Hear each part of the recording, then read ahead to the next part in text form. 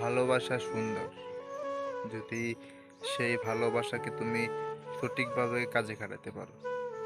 হ্যাঁ, তুমি একটা মানুষকে প্রচণ্ড পরিমাণ ভালোবাসো, দিন শেষে সেই মানুষটা অন্য কাউকে নিয়ে ব্যস্ত, তোমাকে সেই মানুষটা ভালোই বাসে না। তুমি তাকে নিজের সবটা দিয়েও ভালোবাসো, সবটা দিয়ে ভালো রাখার চেষ্টা করো, কিন্তু সেই মানুষটা দিন শেষে তোমাকে চিনেই না। যখন সে একটা বিপদে পড়ে যাবে তোমাকে মনে করে, যখন তার কোনো কাজ দরকার, কোনো হেল্প দরকার, তখনই সে তোমাকে মনে করে। তাছাড়া সে তোমাকে কখনো মেসেজই করে না। হ্যাঁ, এটা ভালোবাসা নয়, এটা প্রয়োজন। এটাকে ভালোবাসা বলে না।